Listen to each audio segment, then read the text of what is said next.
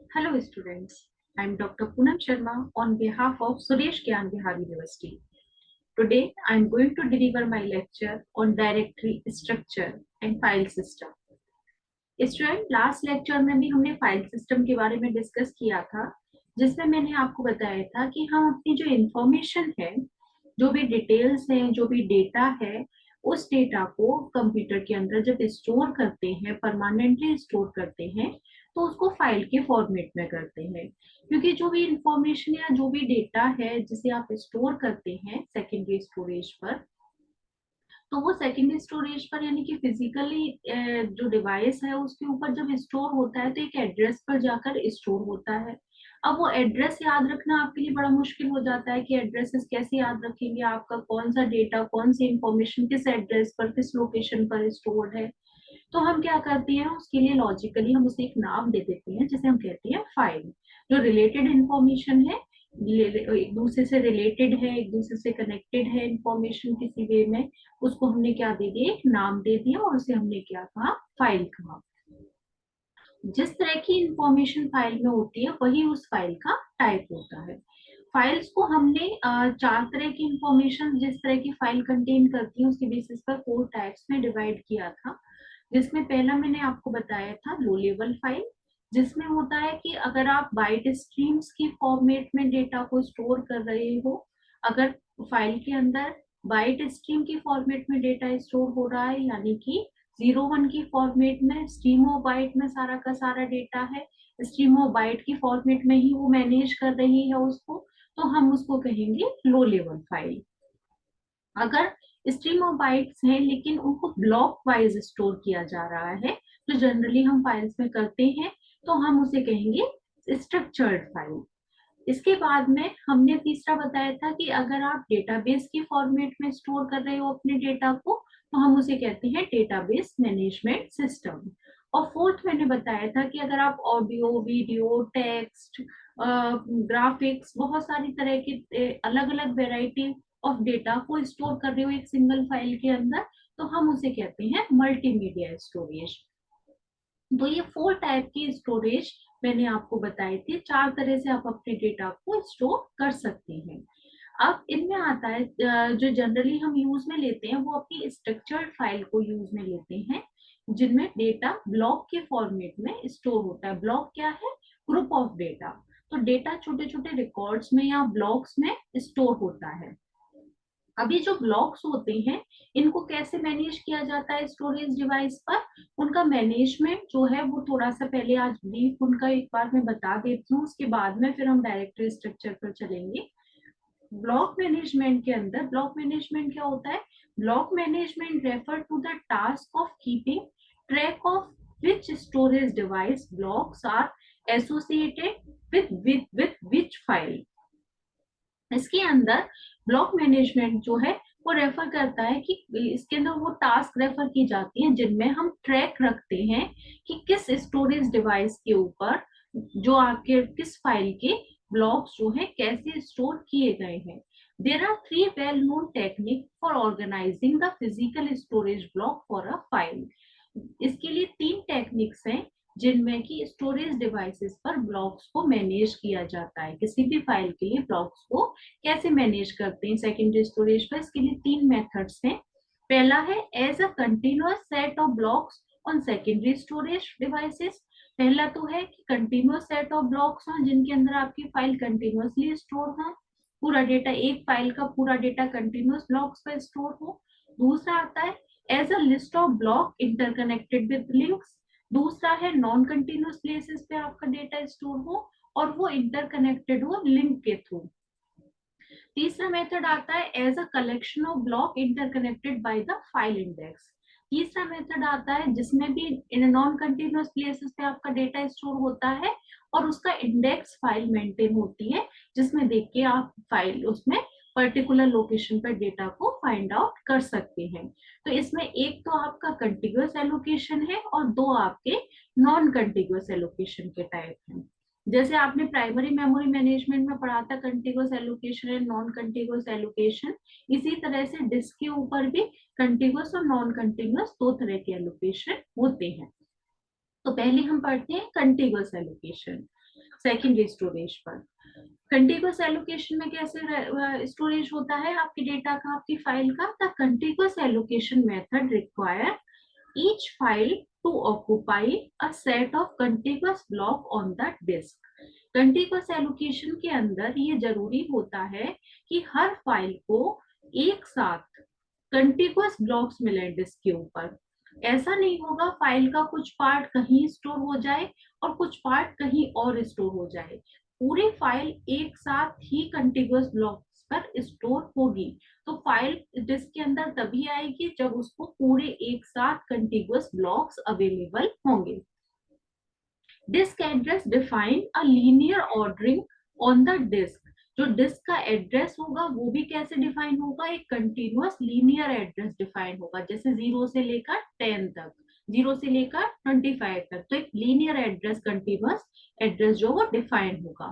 The directory entry for each file indicate the address of the starting block and the length of area allocated for this file। जो इसके बारे में entry होगी directory में वो भी कैसे होगी? फाइल के बारे में एड्रेस क्या होगा? फाइल का स्टार्टिंग पॉइंट जहां से वो फाइल स्टार्ट हो रही है और उस फाइल की length.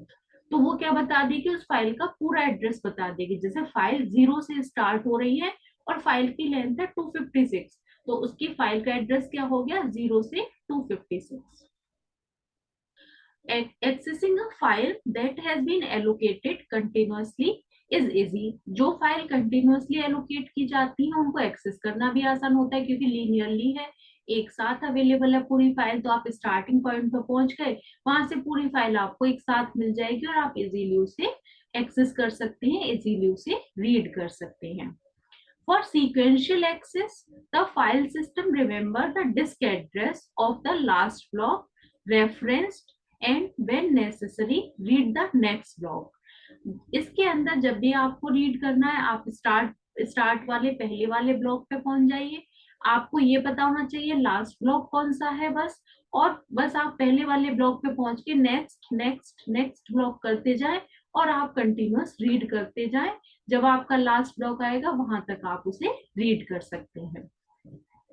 For direct access to block I of a file that start at block B, we can immediately access block B plus I। अगर आपको इसमें डायरेक्टली एक्सेस करना है कोई ब्लॉक I किसी भी फाइल में जो कि स्टार्ट कर रहे हैं आप ब्लॉक बी से, तो आपको बी प्लस आई उसी पोजीशन पर पहुंचने के लिए बी प्लस आई करना पड़ेगा। To select continuous disk space, various algorithms are used like first fit, best fit, first fit। ये एल्गोरिथम्स आप पहले मेमोरी मैनेजमेंट के अंदर भी उसके लेक्चर्स में पढ़ चुके हैं कि फर्स्ट फिट क्या होती है, बेस्ट फिट क्या होती है और वर्स्ट फिट क्या होती है। कंटिन्यूअस एलोकेशन में भी डिस्क स्पेस उन्हीं एल्गोरिथम को यूज करके प्रोवाइड किया जाता है। कि फर्स्ट फिट के अंदर क्या होता है, जो भी पहला स्पेस मिलेगा जिसमें आपकी फाइल आ सकती होगी वो स्पेस प्रोवाइड करा दिया जाएगा। बेस्ट फिट का मतलब है वो स्पेस प्रोवाइड किया जाएगा जिसमें आपकी फाइल भी आ सकती हो और कम से कम स्पेस वेस्ट हो रहा हो। और वर्स्ट फिट का मतलब है वो स्पेस ढूंढा जाएगा जो सबसे बड़ा है, जिसमें आपकी फाइल आ सकती है और सबसे बड़ा स्पेस है वो पहले दिया जाएगा। तो ये 3 एल्गोरिथम्स अपन ने इसमें की थी। but these algorithms suffer from the problem of external fragmentation। In problems के अंदर इंटरनल और एक्सटर्नल फ्रेगमेंटेशंस आ रहे थे। as files are allocated and deleted, the free space is broken into little pieces। external fragmentation exists whenever free space is broken into chunks। it become a problem when the largest continuous chunks is insufficient for a request। Storage is fragmented into a number of holes, no one of the which is larger enough to store the data। तो ये हम पहले भी पढ़ चुके हैं कि fragmentation की प्रॉब्लम आती है, इंटरनल फ्रेगमेंटेशन की भी प्रॉब्लम आती है। एक्सटर्नल फ्रेगमेंटेशन की भी प्रॉब्लम आती है, जहां बार बार एलोकेट और डी एलोकेट कराने से हमारी मेमोरी छोटे छोटे पार्ट्स में डिवाइड हो जाती है, छोटे छोटे चंक्स में डिवाइड हो जाती है, फ्री होल्स रह जाते हैं जिनको कि किसी दूसरी प्रोसेस के काम में वो फ्री होल्स नहीं आ पाते और हमारी मेमोरी वेस्ट होती है। A major problem with this technique is determining how much space is needed for a file. इसमें मेजर प्रॉब्लम ये आती है कि हम ये नहीं पता कर पाते कि एक फाइल को कितना स्पेस चाहिए। When the file is created, the total amount of space it will need must be found and allocated. शुरू में हमें ये नहीं पता होता कि एक फाइल को कितना स्पेस चाहिएगा। जैसे आज आपने कोई फाइल बनाई, उतना स्पेस आपने उस फाइल को प्रोवाइड करा दिया, तो आपने अगर उसको ज्यादा स्पेस प्रोवाइड कराया कि आगे जाके फाइल ग्रो कर सकती है और फाइल ग्रो नहीं की, तो वो एक्स्ट्रा स्पेस वेस्ट हो रहा है और वो इंटरनल फ्रेगमेंटेशन क्रिएट कर रहा है। या आपने खाली ब्लॉक्स एक्स्ट्रा दे दिए तो वो एक्सटर्नल फ्रेगमेंटेशन क्रिएट कर रहे हैं।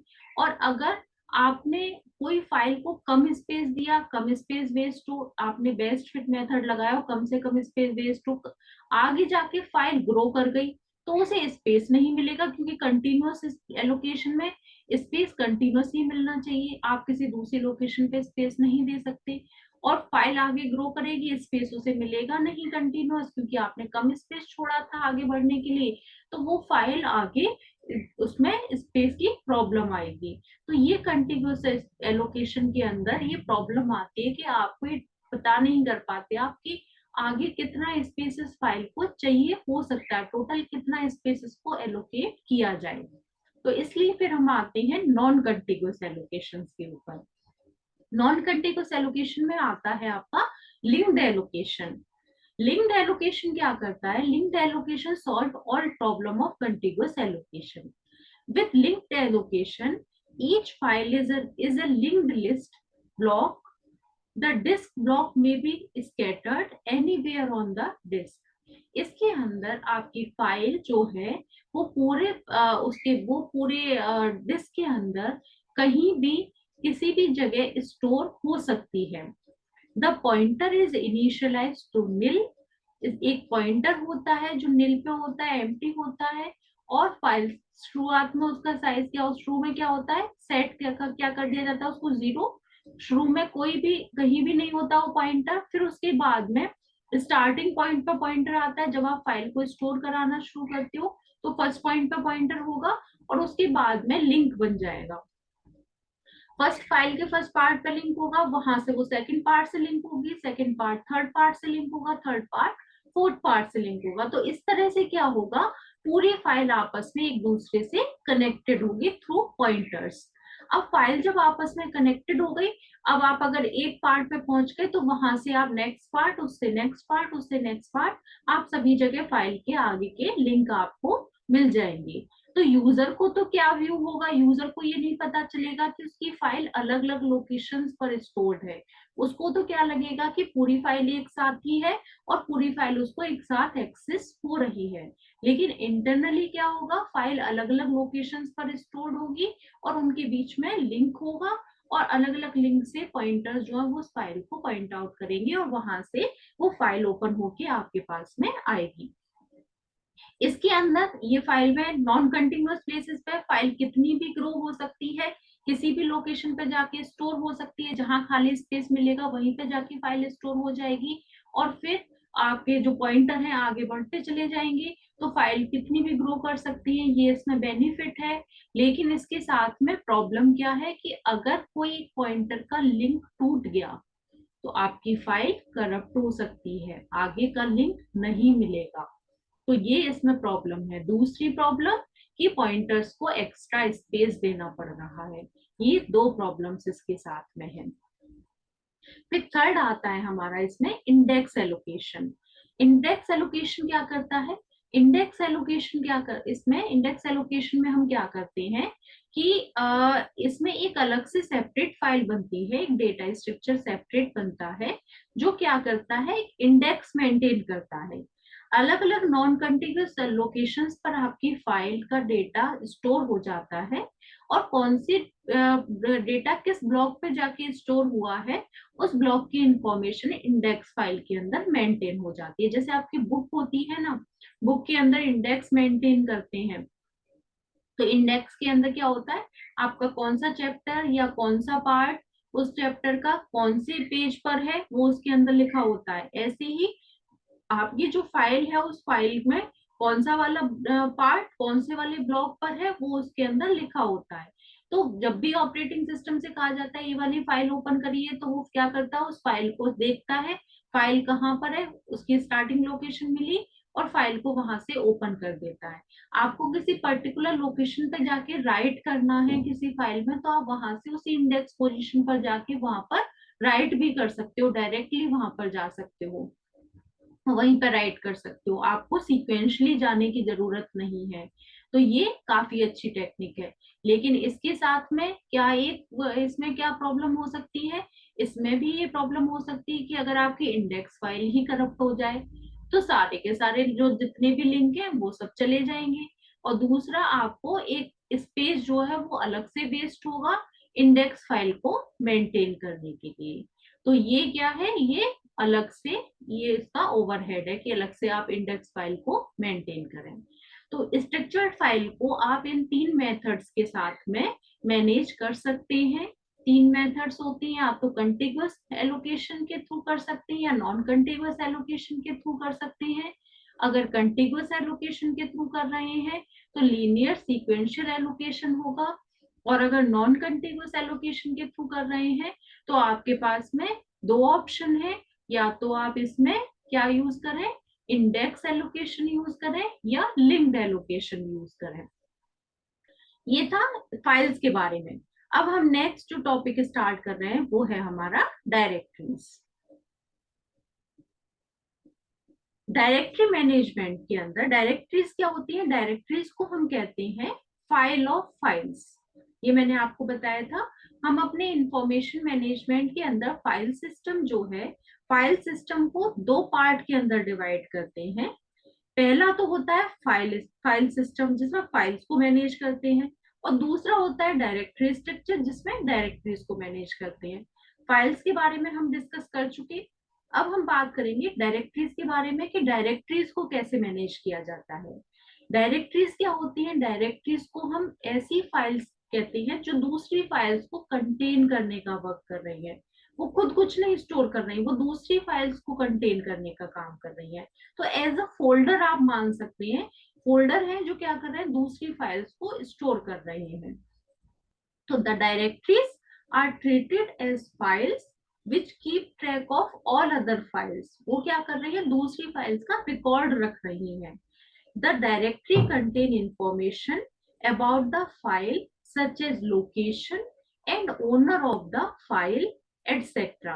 डायरेक्टरी क्या कंटेन कर रही है इंफॉर्मेशन, वो हर फाइल के बारे में, उसकी लोकेशन, उसकी इंफॉर्मेशन, उसका ओनर कौन है फाइल का, ये सारी इंफॉर्मेशन स्टोर करके रखती है। Directory is itself a file owned by the operating system and accessible by the various file management routine। Directories क्या है, डायरेक्टरीज खुद में एक फाइल है जो कि ऑपरेटिंग सिस्टम मैनेज करता है, एक्सेस करता है बहुत सारे फाइल मैनेजमेंट फंक्शंस के थ्रू, जिनको एक्सेस करता है। डायरेक्टरीज को हम ऑर्गेनाइज कर सकते हैं फॉलोइंग वेज में। कौन कौन सी तरीके से डायरेक्टरीज क्रिएट की जाती है, कितने टाइप की डायरेक्टरीज होती हैं, वो अपन एक बार देख लेते हैं। पहले आती हैं आपके सिंगल लेवल डायरेक्टरीज। इनमें हम तीन तरह की डायरेक्टरीज पढ़ेंगे। डायरेक्टरीज 5 टाइप्स में भी डिवाइड कर दी जाती है, और भी कई टाइप्स होते हैं जिनमें डिवाइड की जाती हैं।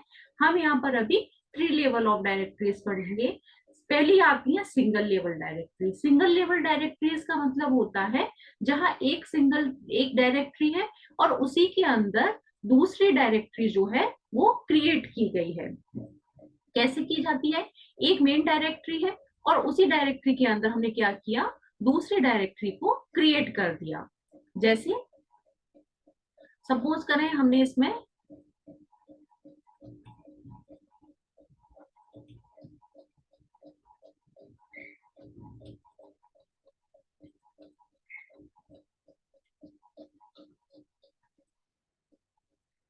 एक डायरेक्टरी बनाई, डायरेक्टरी है हमारी सी डायरेक्टरी। सी डायरेक्टरी के अंदर ये क्या हो गई, हमारी मेन डायरेक्टरी हो गई, जिसको हम क्या कह सकते हैं, रूट डायरेक्टरी। जो हमारी मेन डायरेक्टरी होती है उसको हम बोलते हैं रूट डायरेक्टरी।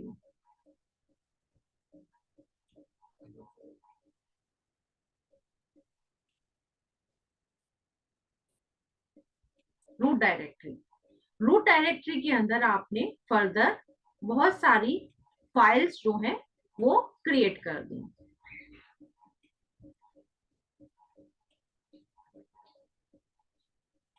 इनको कहेंगे हम सिंगल लेवल डायरेक्टरी। फिर आती है आपकी two level directory. Two level directory के अंदर हम क्या करते हैं, टू लेवल डायरेक्टरी के अंदर आप एक मेन डायरेक्टरी बनाते हैं। मेन डायरेक्टरी वही आपकी रूट डायरेक्टरी, जैसे आपने सी डायरेक्टरी क्रिएट की वो आपकी क्या हो गई, मेन डायरेक्टरी। अब इसके अंदर मैंने सपोज करिए दो अलग अलग डायरेक्टरीज क्रिएट की। एक बना दी मैंने यूजी,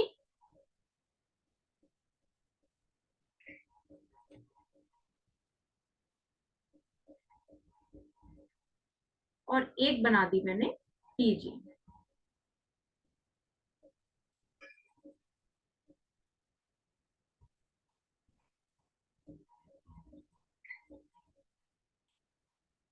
और इन डायरेक्टरीज के अंदर जो अंडर ग्रेजुएट वाली फाइल्स है उसमें यूजी वाले स्टूडेंट का डेटा यूजी फाइल्स के अंदर कर दिया, और पीजी वाले डेटा पीजी फाइल्स के अंदर कर दिया। यहाँ पे मैंने अपनी फाइल्स जो है वो फाइल्स यहाँ पर स्टोर कर दी।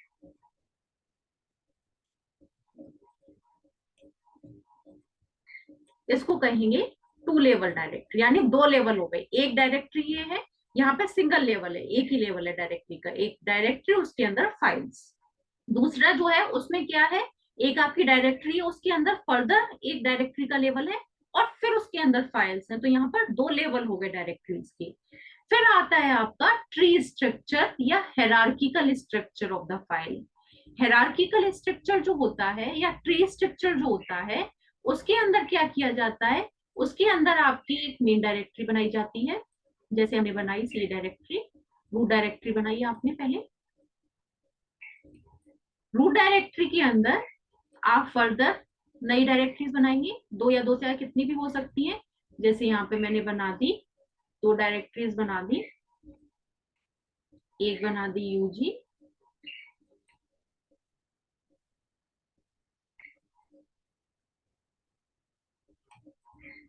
और एक बना दी मैंने यहाँ पर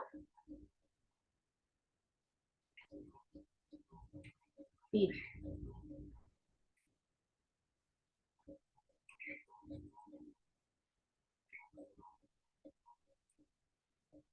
यूजी के अंदर मैंने यूजी वाले कोर्सेज डाल दिए, जैसे मैंने यहाँ पर डाल दिया बीसीए,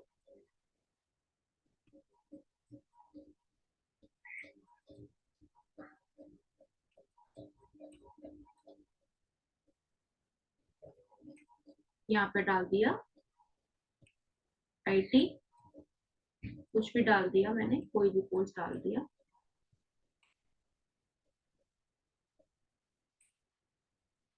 पीजी के अंदर मैंने यहाँ पर डाल दिया एमसीए,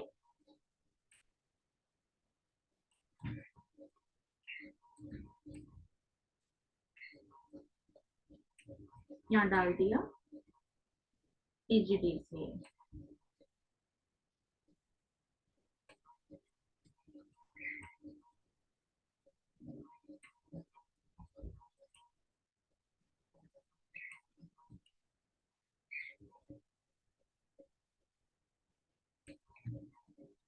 इसके अंदर फर्दर फिर मैंने फाइल्स बना दी।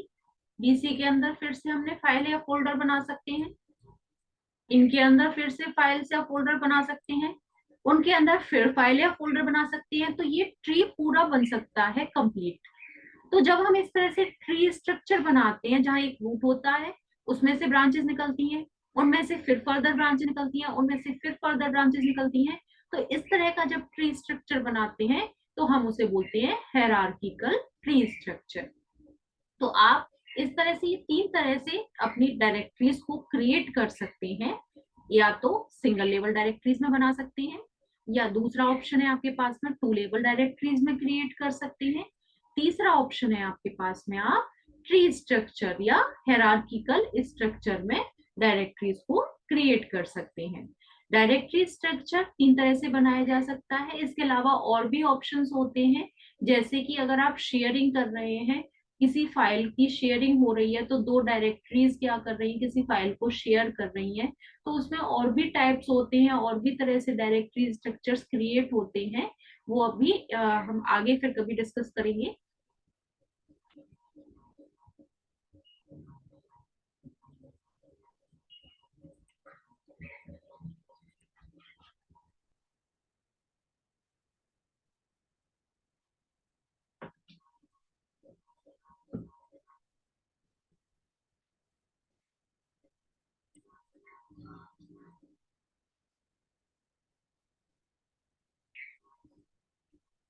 Single level directory system, all the files are placed in one directory. This is very common on single user, जब ऑपरेटिंग सिस्टम, जहाँ single user operating system use होता है, वहां पर हम single level directory structure use करते हैं। A single level directory है significant limitations. However, when the number of files increase or when there is more than one user, जब users बढ़ जाते हैं, नंबर ऑफ यूजर्स इंक्रीज होते हैं, तब सिंगल लेवल डायरेक्टरी स्ट्रक्चर्स की खुद की लिमिटेशंस हो जाती हैं। क्योंकि अगर यूजर्स बढ़ेंगे तो एक से क्रिएट की तो वो क्रिएट नहीं हो सकती। जैसे कि अगर मैंने स्टूडेंट के नाम की फाइल क्रिएट की, तो एक जैसे नाम के अगर दो स्टूडेंट हैं तो फाइल क्रिएट नहीं हो पाएगी, आपको डिफरेंट नाम रखना पड़ेगा। जबकि अगर आपने फोल्डर बना बना के किया है तो दो फोल्डर्स के अंदर एक नाम की फाइल हो सकती है। When the number of file increases or when there is more than one user, since all files are in the same directory, they must have unique name। जो मैंने आपको भी बताया, फाइल जब एक डायरेक्टरी में होगी तो उसका नाम यूनिक होना चाहिए। Although the file name are generally selected to reflect the content of the file, even with single user, as the number of file increases, it become difficult to remember the name of all the file in order to create only file with unique name। और हर file का नाम अगर आप unique रखेंगे तो user के लिए भी बहुत मुश्किल होगा कि इतने सारे नामों को वो याद रख सके। तो हम जाते हैं फिर टू लेवल डायरेक्टरी स्ट्रक्चर के अंदर। टू लेवल डायरेक्टरी स्ट्रक्चर क्या करता है? In two level directory system, the system maintain the master block, master file एक बनाता है, रूट डायरेक्टरी बनाता है, that is one entry for each user. The master block contain the address of directory of the user. However, two level directory structure solve the name collision problem। जो नाम की problem हो रही थी कि एक जैसे दो नाम नहीं रख सकते, वो प्रॉब्लम यहाँ पर सॉल्व हो जाती है। But there are still problems with two level directory structure। This structure effectively isolate one user from another। This is an advantage when the user are completely independent, but the disadvantage when the user want to cooperate on some task and access file on other user। Some systems simply do not allow local file to access by other user। तो यहाँ भी हमारे to level directory structure में आपके name collision वाली problem solve हो जाती है, लेकिन जब फाइल शेयरिंग की बात आती है तब वहां पर कई बार प्रॉब्लम्स आ जाती है। तो हम थर्ड स्ट्रक्चर पर जाएंगे, फिर ट्री स्ट्रक्चर डायरेक्टरी, जो सबसे ज्यादा पॉपुलर है, जिसे हम ज्यादातर यूज करते हैं। In the tree structure directory, the directory themselves are file. Directory भी क्या होती है? फाइल को फाइल की तरह से बिहेव करती है और फाइल को कंटेन करने का काम करती है। This lead to the possibility of having sub directories that can contain file and sub directories. यहाँ पर जो डायरेक्टरीज है वो सब डायरेक्टरीज की तरह से भी वर्क करती है और दूसरी सब डायरेक्टरीज को और फाइल्स को कंटेन करने का काम करती है। In a tree structure directory structure, if a directory is empty, it is entry in the containing directory can simply be deleted। But if the directory to be deleted is not empty and it contains several files or possibly subdirectory, then some system will not delete a directory unless it is empty। अगर हमारे पास में जो directories और सब directories हैं, अगर वो empty हैं तो उनको डिलीट किया जा सकता है। लेकिन अगर उन्होंने कोई फाइल कंटेन कर रखी है, कोई सब डायरेक्टरी कंटेन कर रखी है, तो उनको डिलीट करना अलाउड नहीं होता। ऐसा कई सिस्टम में होता है कि अगर उनके अंदर कोई फाइल है, कोई डायरेक्टरी है, तो आप उसे डिलीट नहीं कर सकते। Thus to delete a directory someone must first delete the file in that directory. तो अगर किसी को उस डायरेक्टरी को डिलीट करना है तो पहले उसके अंदर जो फाइल्स हैं उनको पहले डिलीट करना पड़ेगा, तभी आप उस डायरेक्टरी को डिलीट कर सकते हैं। If these are any subdirectory, it is the procedure must be applied recursively to them so that they can be deleted also. This approach may result in an insubstantial amount of work. An alternative approach is to just assume that when a request is made to delete a directory, all that directory file and subdirectory are also be deleted. तो एक तो option ये है कि अगर कोई file directory delete करने के लिए आती है तो पहले उसके अंदर की सारी फाइल्स और डायरेक्टरीज को डिलीट करवाया जाए, तभी उसे अलाउ किया जाए। और दूसरी अप्रोच जो होती है वो ये होती है कि अगर किसी डायरेक्टरी को डिलीट करने के लिए कहा जा रहा है तो दैट मीन्स ये मान लिया जाए कि उसके अंदर की सारी फाइल्स डायरेक्टरी डिलीटेड है और उसे डिलीट कर दिया जाए। तो अलग अलग ऑपरेटिंग सिस्टम अलग अलग अप्रोचेस यूज करते हैं, किसी के अंदर अलाउड होता है, किसी के अंदर अलाउड नहीं। इसके बाद में आते हैं हमारे डायरेक्टरीज के ऑपरेशंस। जो हमारी डायरेक्टरीज हैं उनके ऊपर क्या क्या ऑपरेशंस परफॉर्म किए जा सकते हैं। डायरेक्टरीज के ऊपर, जो डायरेक्टरीज है उनमें बहुत सारे फंक्शंस हैं जो किसी डायरेक्टरी के ऊपर परफॉर्म किए जा सकते हैं, जो एक डायरेक्टरी के ऊपर काम किया जा सकता है। क्या क्या परफॉर्मेंस है? अ collection of functions can be performed on directories. Typical operations include the following. क्या क्या ऑपरेशंस है जिनको किसी डायरेक्टरी के ऊपर परफॉर्म कर सकते हैं? जैसे फाइल के ऊपर मैंने आपको बताए थे कि फाइल्स के ऊपर भी कई सारे ऑपरेशन परफॉर्म किए जा सकते हैं। फाइल को ओपन किया जा सकता है, फाइल को डिलीट किया जा सकता है, फाइल के अंदर डेटा को रीड किया जा सकता है, राइट किया जा सकता है, सीक किया जा सकता है, ट्रंकेट किया जा सकता है। जो ऑपरेशन जैसे हमने पढ़े थे फाइल के अंदर, वैसे ही डायरेक्टरी के ऊपर भी बहुत सारे ऑपरेशन हैं जिनको परफॉर्म किया जा सकता है। तो क्या क्या ऑपरेशन हैं जिनको डायरेक्टरीज पे परफॉर्म करते हैं? पहला आता है क्रिएट। क्रिएट क्या करता है? A new directory is created, it is empty except for dot. जब भी कभी हमें कोई फाइल, कोई डायरेक्टरी क्रिएट करनी होती है तो उसके लिए कौन सा ऑपरेशन, कौन सा फंक्शन परफॉर्म करते हैं? उसके लिए हम क्रिएट ऑपरेशन परफॉर्म करते हैं। सेकंड आता है डिलीट। जब हमें कोई डायरेक्टरी डिलीट करनी होती है तो उसके लिए हम ऑपरेशन परफॉर्म करते हैं डिलीट। लेकिन डिलीट करने के लिए, जैसे अभी हम ऊपर बात कर रहे थे इसमें, इससे पहले, इस टॉपिक से पहले, किसी भी डायरेक्टरी को डिलीट करने के लिए जरूरी है कि वो डायरेक्टरी एम्प्टी हो। Only an empty directory can be deleted. अगर उस डायरेक्टरी के अंदर कोई फाइल है, कोई सब डायरेक्टरी है, तो पहले आपको उन्हें डिलीट करना पड़ेगा, तभी आप किसी डायरेक्टरी को डिलीट कर सकते हैं। या फिर अगर आप किसी डायरेक्टरी को डायरेक्टली डिलीट करते हैं तो उसके अंदर की फाइल और डायरेक्टरी भी, सब डायरेक्टरी भी डिलीट होंगी, तभी वो डायरेक्टरी डिलीट होगी। इसके बाद में आता है open DIR. Open DIR function जो होता है, ओपन डीआईआर ऑपरेशन जो होता है, ये किसी डायरेक्टरी को ओपन करने के लिए काम में आता है। ओपन करने के लिए काम में किस लिए आता है? अगर किसी डायरेक्टरी को आपको रीड करना है कि उसके अंदर कौन कौन सी फाइल है, लिस्ट ऑफ फाइल कौन कौन सी है, ये अगर आपको चेक करना है, उन फाइल के नाम क्या क्या है ये देखने हैं, तो हम क्या करते हैं? ओपन डीआईआर फंक्शन को यूज करते हैं। Directory can be read, for example, to list all the files in the directory, to read out name of all files it contain। इनके लिए हम डायरेक्टरीज को रीड करते हैं। किसके लिए? लिस्ट, कितनी लिस्ट ऑफ फाइल्स हैं उनको देखने के लिए, फाइल्स के नाम देखने के लिए हम क्या करते हैं? डायरेक्टरी को ओपन करते हैं। Before a directory can be read, it must be open. किसी भी डायरेक्टरी को रीड करने से पहले आपको डायरेक्टरी को ओपन करना पड़ता है।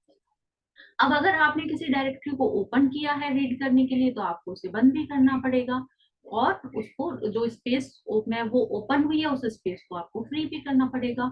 तो when a directory has been read, it should be closed to free up internal table space. अगर कोई डायरेक्टरी ओपन हुई है तो उसे क्लोज भी करना है।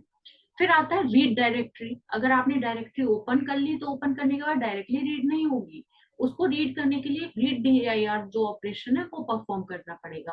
This call return the next entry. Next entry को रीड करेगा, फिर नेक्स्ट एंट्री को रीड करेगा, ऐसे एक के बाद एक एंट्रीज को रीड करता जाएगा ओपन डायरेक्टरी में से और आपको प्रोवाइड कराता जाएगा। फिर आता है इसके बाद में रीनेम। रीनेम के अंदर आता है like this file direct, like the file directories can be renamed by the rename command. अगर किसी डायरेक्टरी का नाम आपको चेंज करना है तो आप उसका नाम रीनेम ऑपरेशन के थ्रू चेंज कर सकते हैं।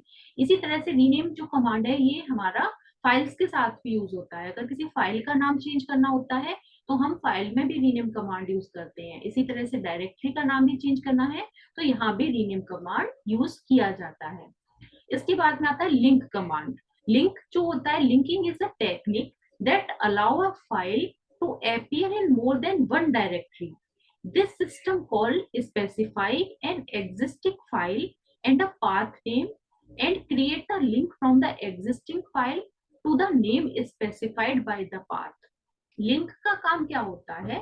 लिंक जो है, लिंक कमांड आपकी फाइल को, जो डायरेक्टरी है या ये कोई फाइल है, उसको क्या करने के लिए काम में आता है? उसको लिंक करने के लिए काम में आता है किसी और फाइल के साथ में, किसी और डायरेक्टरी के साथ में। यानी कि एक से ज्यादा डायरेक्टरी के साथ में किसी फाइल को लिंक करना है तो उसके लिए काम में आता है लिंक कमांड। सपोज करें आपकी डायरेक्टरी के अंदर कोई फाइल है और उस फाइल को क्या करना है, दूसरी डायरेक्टरी के साथ भी लिंक करना है, दूसरी डायरेक्टरी से भी उस फाइल को एक्सेस किया जा सके, दूसरी डायरेक्टरी से भी उसे शेयर किया जा सके, तो उसके लिए हम क्या करेंगे, लिंक कमांड का यूज करेंगे। तो ये लिंकिंग की जो टेक्निक होती है ये हमें अलाउ करती है कि हमारी फाइल हमारी डायरेक्टरी में तो एक्सेस हो ही, साथ ही किसी दूसरी डायरेक्टरी जिसके साथ भी आप इसे लिंक कर रहे हो उस डायरेक्टरी से भी इसको एक्सेस किया जा सके। तो उसके लिए हम लिंकिंग की टेक्निक को यूज करते हैं। तो इसके लिए फाइल पहले से एग्जिस्ट होनी चाहिए आपके पास में, उस एग्जिस्टिंग फाइल का नेम और पाथ जो है वो किसी दूसरी डायरेक्टरी के साथ स्पेसिफाई कर देते हैं, वो पाथ स्पेसिफाई कर देते हैं। In this way the same file में अपीयर इन मल्टीपल डायरेक्टरीज। आपकी एक सिंगल फाइल मल्टीपल डायरेक्टरीज में एक्सेस होती है, मल्टीपल डायरेक्टरीज में अपीयर होती है। बनाई वो आपकी फाइल डायरेक्टरी के अंदर है वो आपकी डायरेक्टरी के अंदर, लेकिन वो मल्टीपल जगह पर डिस्प्ले होगी, मल्टीपल जगह पर से एक्सेस हो सकती है। और आप एक जगह चेंज करेंगे तो सभी जगह पर वो चेंज जो है वो रिफ्लेक्ट होगा। तो ये क्या है, लिंक की टेक्निक होती है। लिंकिंग की टेक्निक के थ्रू आप एक फाइल को मल्टीपल लोकेशन से एक्सेस कर सकते हो। अगर आप किसी फाइल को एक बार लिंक कर दिया तो ऐसा नहीं है कि वो हमेशा के लिए लिंक हो गई और फिर आप दोबारा से उसको नहीं हटा सकते, उसको हटा भी सकते हैं। उसके लिए हम अनलिंक यूज करते हैं। If the file being unlinked is only present in one directory, it is remove from the file system. अगर आपने एक बार किसी फाइल को लिंक कर दिया है और फिर आप बाद में उस फाइल को अनलिंक करना चाहते हैं, हटाना चाहते हैं कि अब दूसरी फाइल डायरेक्टरीज उसको एक्सेस ना कर सकें, तो आप उसके लिए अनलिंक ऑपरेशन परफॉर्म कर सकते हैं। तो ये डायरेक्टरीज के ऊपर ऑपरेशंस थे, जो ऑपरेशन डायरेक्टरीज पे चलाई जा सकते हैं, डायरेक्टरीज के साथ में ये फंक्शंस वर्क करते हैं। ये जनरल ऑपरेशंस होते हैं, इसके अलावा भी कुछ ऑपरेशंस और भी हैं जिनको परफॉर्म किया जा सकता है डायरेक्टरीज के ऊपर। तो ये कॉमन ऑपरेशंस हैं जो जनरली डायरेक्टरीज के साथ में वर्क करते हैं। तो ये हमारा डायरेक्टरी मैनेजमेंट का वर्क होता है। डायरेक्टरी और फाइल्स को शेयर भी किया जाता है। फाइल्स अगर मल्टी यूजर सिस्टम है तो मल्टी यूजर सिस्टम के अंदर भी फाइल्स को शेयर किया जा सकता है। एक से ज्यादा यूजर जो है एक फाइल को शेयर कर सकते हैं। एक जगह फाइल स्टोर्ड है और एक्सेस राइट्स अगर उनको दे रखे हैं तो उसको अपने अपने एक्सेस राइट्स के थ्रू उनको एक्सेस किया जा सकता है। तो एक्सेस राइट्स क्या क्या होते हैं फाइल शेयरिंग के लिए? In multi user system file can be shared among a number of users. जैसे मैंने बताया कि लिंक कर दिया फाइल को, मल्टीपल जगह से एक्सेस हो रही है फाइल, और ऐसे ही आपकी फाइल अगर एक डायरेक्टरी के अंदर है और मल्टीपल यूजर्स उसको शेयर कर रहे हैं, तो शेयर अगर कर रहे हैं तो उसके लिए उनको राइट्स भी दिए हुए होंगे। There is a requirement of setting some access rights. The file system provide a number of ways to control the access a particular file. Some important access rights are, क्या क्या एक्सेस राइट्स होते हैं? अगर किसी आपकी एक file आपकी एक डायरेक्टरी के अंदर है और उसे मल्टीपल यूजर अगर शेयर कर रहे हैं, एक्सेस कर रहे हैं, तो उसके लिए हर यूजर को कुछ राइट्स होने चाहिए। राइट्स क्या है? परमिशंस हैं, जिन परमिशंस के अकॉर्डिंग ही वो उस फाइल को एक्सेस कर सकते हैं या नहीं कर सकते हैं। तो यूजर जैसे ही लॉगिन करता है और लॉगिन के हिसाब से ऑथराइज हो जाता है कि इस यूजर को क्या राइट्स हैं और क्या राइट्स नहीं है। तो राइट्स क्या क्या होते हैं कि यूजर वाइज क्या क्या राइट्स दिए जा सकते हैं। पहला राइट होता है नन। नन का मतलब होता है the user may not known about the existence of the file. The user is not allowed to read the user directory in which that file is exist. None का मतलब है जो यूजर है उसको कोई भी राइट नहीं दिया गया है, यानी यूजर को उस फाइल के एग्जिस्टेंस के बारे में कुछ भी नहीं पता चलेगा। यूजर को कोई भी कुछ भी अलाउ नहीं किया जा रहा है कि वो उस फाइल को रीड भी करे और उस डायरेक्टरी के अंदर भी जाए, उस फाइल के एग्जिस्टेंस के बारे में भी पता करे, कुछ भी नहीं, कोई राइट नहीं दे रखा। दूसरा है नॉलेज। नॉलेज का मतलब है the user can determine that the file exist and who is the owner. The user is then able to request the owner for additional access rights. पहले वाले में तो कुछ भी नहीं पता चलेगा फाइल के बारे में कि फाइल एग्जिस्ट भी करती है या नहीं, लेकिन नन के बारे में तो कुछ नहीं पता चलेगा, लेकिन नॉलेज वाले के अंदर यूजर को ये पता चल जाएगा कि हाँ ये फाइल एग्जिस्ट करती है और इस फाइल का ओनर कौन है। तो अगर ये पता चल जाएगा, इतने राइट्स हैं यूजर को, तो यूजर क्या है, जो ओनर है उससे रिक्वेस्ट कर सकता है कि उसको कुछ एडिशनल राइट्स दिए जाएं, उस फाइल को रीड करने के, उस फाइल को एक्सेस करने के राइट्स दिए जाएं, वो रिक्वेस्ट कर सकता है क्योंकि उसे ये पता चल गया कि ये फाइल है और ये इसके ओनर है। तीसरा जो राइट होता है वो होता है एग्जीक्यूशन। एग्जीक्यूशन में आता है कि इसके अंदर यूजर को उस फाइल को लोड करने का, एग्जीक्यूट करने का राइट है। उस फाइल को रन करा के देख सकता है, एग्जीक्यूट करा के देख सकता है, लेकिन कॉपी नहीं कर सकता। रीड का right, the user can read the file for any purpose including copy and execution. Read के अंदर यूजर जो है फाइल को रीड कर सकता है, कॉपी कर सकता है, एग्जीक्यूट कर सकता है, लेकिन उसमें राइट नहीं कर सकता, चेंजेस नहीं अलाउड होते रीड ओनली फॉर्मेट में। अपेंडिंग के अंदर the user can add data to the file often only at the end but can not modify और delete any of the file content. Appending के अंदर यूजर जो file के content है वहां पर कोई चेंज नहीं कर सकता। जहां फाइल का कंटेंट कंप्लीट हो रहा है, खत्म हो रहा है, उसके आगे अपना कंटेंट ऐड कर सकता है, अपेंड कर सकता है। फिर आता है अपडेटिंग। अपडेटिंग का मतलब है यहाँ पर यूजर को राइट्स होते हैं कि वो उस फाइल को मॉडिफाई कर सकता है, डिलीट कर सकता है, कुछ ऐड कर सकता है, कुछ रिमूव कर सकता है, फाइल के कंटेंट में कुछ भी अपडेशन कर सकता है। इसके बाद नेक्स्ट आता है चेंजिंग प्रोटेक्शन। चेंजिंग प्रोटेक्शन के अंदर आता है the user can change the access rights grants to other user. The right is held only by the owner of the file. In some system the owner can extend this right to other. Changing protection वाला जो right है, इसके अंदर user को allow होता है कि वो एक्सेस राइट्स किसको ग्रांट करने हैं, किसको नहीं करने हैं, किसको कौन सा एक्सेस राइट देना है, ये डिसीजन ले सकता है। जनरली ये चेंजिंग प्रोटेक्शन वाला जो राइट है, ये राइट सिर्फ ओनर के पास ही होता है, और ओनर लेकिन अगर चाहे तो ये वाला जो चेंजिंग प्रोटेक्शन वाला राइट है किसी दूसरे यूजर को दे सकता है। लास्ट जो आता है वो आता है डिलीशन। डिलीशन के अंदर आता है the user can delete the file from the system. ये भी एक एक्सेस राइट है, इसलिए राइट अगर किसी के पास में तो वो डिलीट कर सकता है फाइल को, अदरवाइज कर सकता। Thus, if a particular user is granted the updating right for a particular file, then the user is also granted the right of knowledge, execution, reading and appending. अगर किसी user को update करने के right हैं तो that means उसको knowledge, execution, reading, appending के right already मिल जाते हैं।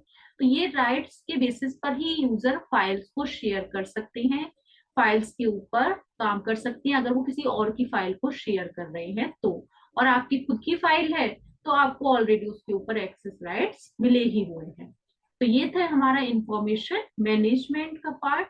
इंफॉर्मेशन मैनेजमेंट में हमने फाइल सिस्टम डिस्कस किया है, डायरेक्टरी स्ट्रक्चर डिस्कस किया है, और इससे पहले हमने कुछ सिक्योरिटी थ्रेड्स डिस्कस किए थे। ये सब भी हमारा इंफॉर्मेशन मैनेजमेंट का ही पार्ट था। जो सिक्योरिटी थ्रेड्स के बारे में हमने इससे पहले बात की थी वो भी इसी का पार्ट होता है। वायरसेस है, वॉर्म्स है, सिक्योरिटी थ्रेड्स हैं, प्रोटेक्शन मैकेनिज्म्स हैं, ये सब हमारे इंफॉर्मेशन मैनेजमेंट का पार्ट होता है जो कि ऑपरेटिंग सिस्टम हमें प्रोवाइड कराता है। इसके साथ इंफॉर्मेशन मैनेजमेंट वाला चैप्टर कंप्लीट हो गया है। Thank you.